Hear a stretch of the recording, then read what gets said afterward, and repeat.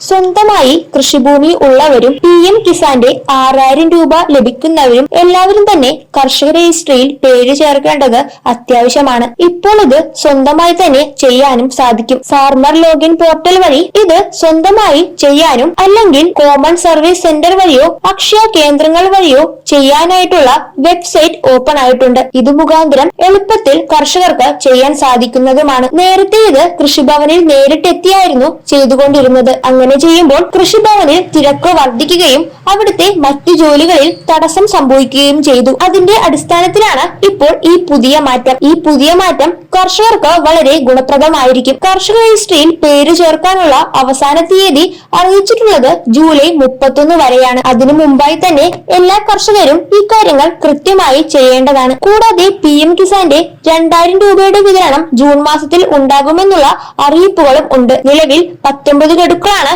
ഇപ്പോൾ വിതരണം ചെയ്തിട്ടുള്ളത്.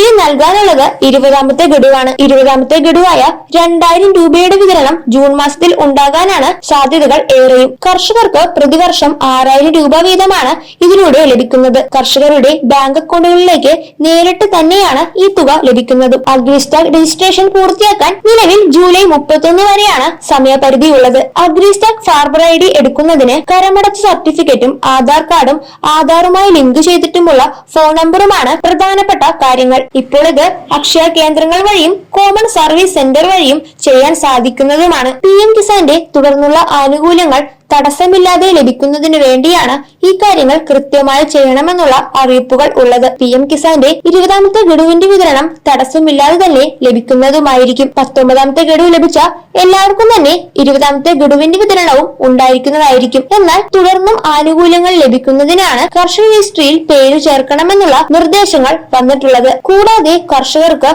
KYC വന്നിട്ടുണ്ടോ എന്നും പരിശോധിക്കേണ്ടതാണ്. കൂടാതെ ലാൻഡ് സീഡിംഗ് അടക്കമുള്ള കാര്യങ്ങൾ കൃത്യമായി ചെയ്തിട്ടുണ്ടോ എന്നും പരിശോധിക്കേണ്ടതുണ്ട്. ഈ കാര്യങ്ങളൊക്കെ കൃത്യമായി ചെയ്താൽ മാത്രമേ PM കിസാന്റെ 6000 രൂപ കർഷകർക്ക് ലഭിക്കുകയുള്ളൂ. കേന്ദ്ര സർക്കാരിന്റെയും സംസ്ഥാന സർക്കാരിന്റെയും പല ആനുകൂല്യങ്ങൾ ലഭിക്കുന്നതിന് കർഷക രജിസ്ട്രിയിൽ പേര് ചേർക്കേണ്ടത് അത്യാവശ്യമാണ്. അതിനാൽ PM കിസാന്റെ 2000 രൂപ ലഭിക്കുന്നവരും കൃഷിഭൂമിയുള്ള കർഷകരും ഈ കാര്യങ്ങൾ കൃത്യമായി ചെയ്യേണ്ടതാണ്. OTP അടിസ്ഥാനത്തിലുള്ള രജിസ്ട്രേഷൻ ആയതുകൊണ്ട് തന്നെ ആധാറിൽ ലിങ്ക് ചെയ്തിട്ടുള്ള മൊബൈൽ നമ്പർ തീർച്ചയായും കൊണ്ടുപോകേണ്ടതാണ്. ഇതുമായി ബന്ധപ്പെട്ട് ഏതെങ്കിലും വിധത്തിലുള്ള സംശയങ്ങൾ ഉണ്ടെങ്കിൽ അവ കൃത്യമായി പരിഹരിച്ചതിനു ശേഷം കർഷക രജിസ്ട്രിയിൽ പേര് ചേർക്കേണ്ടതാണ്. ഡിജിറ്റൽ സേവനങ്ങൾ കർഷകർക്ക് കാര്യക്ഷമമായി ലഭിക്കുന്നതിന് വേണ്ടിയാണ് കേന്ദ്ര സർക്കാർ ഈ പുതിയ നിയമം നടപ്പിലാക്കിയിട്ടുള്ളത്. അതിനാൽ ഇവയെക്കുറിച്ചുള്ള കൂടുതൽ വിവരങ്ങൾ കൃത്യമായി മനസ്സിലാക്കിയതിനു ശേഷം ശരിയായ വിധത്തിൽ ചെയ്യേണ്ടതാണ്.